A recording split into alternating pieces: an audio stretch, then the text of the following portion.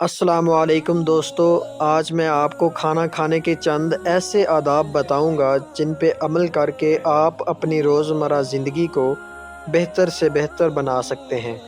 کھانا کھانے کے آداب۔ اسلام ایک ایسا منظم دین ہے جس میں زندگی بسر کرنے کا مکمل طریقہ بتایا گیا ہے۔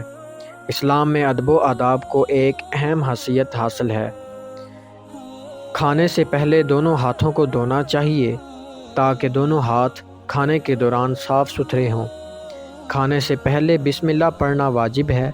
مسلمان پر دائیں ہاتھ سے کھانا کھانا واجب ہے، بائیں ہاتھ سے کھانا منع ہے۔ یہ پابندی اس وقت ہے جب کوئی عذر نہ ہو۔ کھانے پینے کی اشیاء میں پھونک مارنا۔ حضرت ابن عباس رضی اللہ تعالی عنہ سے مروی ہے کہ نبی کریم صلی اللہ علیہ وآلہ وسلم نے برتن میں سانس لینے یا اس میں پھونک مارنے سے منع فرمایا۔ مسلمان کے لیے مسنون یہ ہے کہ اپنے سامنے موجود کھانے میں سے کھانا کھائے اور دوسروں کے سامنے سے ہاتھ بڑھا کر نہ اٹھائے۔ رسول اللہ صلی اللہ علیہ وآلہ وسلم نے عمر بن ابو سلمہ رضی اللہ تعالی عنہ سے فرمایا، لڑکے اللہ کا نام لے، اپنے دائیں ہاتھ سے کھانا کھا اور جو تمہارے سامنے ہے اس میں سے کھا۔ ویسے بھی کھانے کے دوران اپنے ساتھ بیٹھے ہوئے افراد کے سامنے سے کھانا کھانا بری عادت ہے۔ حضور اکرم صلی اللہ علیہ وآلہ وسلم کھانے میں کبھی عیب نہیں نکالے۔ آپ صلی اللہ علیہ وآلہ وسلم کو کھانا پسند آتا تو کھا لیتے اور اگر نہیں آتا تو چھوڑ دیتے۔ رسول اللہ صلی اللہ علیہ وآلہ وسلم نے فرمایا، دنیا میں سب سے زیادہ شکم سیر ہو کر کھانے والا قیامت کے دن سب سے زیادہ بھوکا ہوگا۔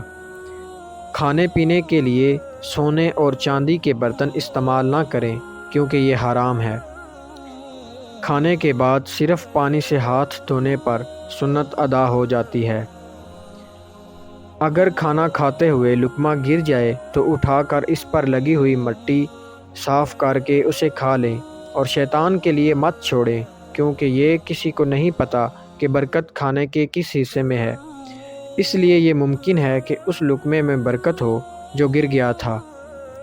کھانے سے فراغت کے بعد الحمدللہ کہنا اور دعا پڑھنا مسنون ہے، اور ان دعاؤں میں اللہ پاک کی حمد و ثنا کی جاتی ہے، جس سے اللہ تعالیٰ خوش ہوتا ہے اور اپنے بندوں کو بہتر سے بہتر رزق عطا کرتا ہے۔